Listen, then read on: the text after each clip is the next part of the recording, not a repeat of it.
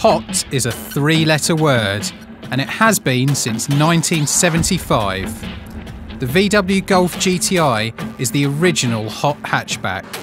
It's now into its 7th generation, but it's refusing to grow old gracefully.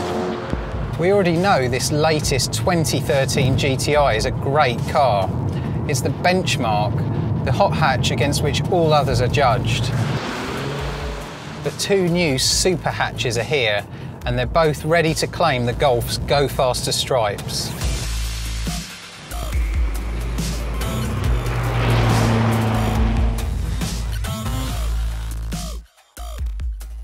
And they don't come much hotter than this.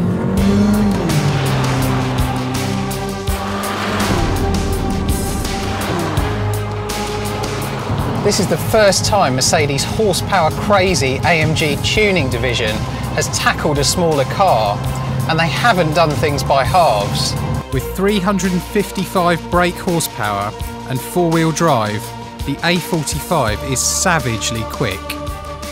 From rest, it hits 62 miles an hour in just 4.6 seconds, 2 seconds faster than the Golf.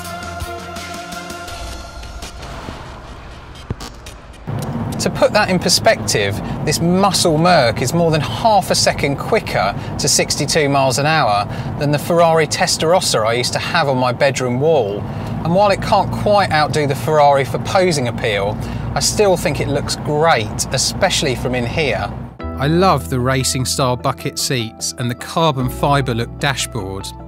The Golf feels better built, but even with its retro tartan trim, it's a bit sensible and staid by comparison. And you could never accuse a car that sounds like this of being sensible. It may have 5 doors and a practical hatchback boot, but the AMG also costs nearly £38,000. Yes, you heard that right, £38,000. That's £12,000 more than a basic Golf GTI. And with all the options fitted, this particular car is, wait for it, £51,000. That's serious money, and I do wonder if this car is exciting enough. With its 4-cylinder turbocharged engine and 4-wheel drive, it reminds me of the Mitsubishi Evos and Subaru Imprezas that, along with the occasional girl, replace the Testarossa as my objects of desire. That's partly down to the dual-clutch auto gearbox, which can be slow to react, and the steering, which isn't the last word in feedback.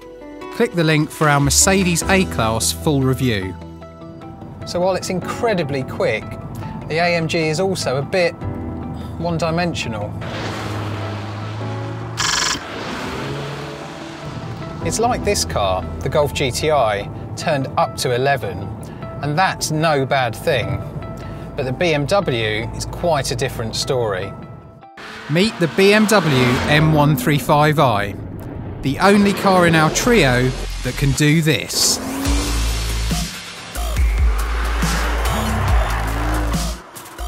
That's because the 1 Series sends its drive to the rear wheels.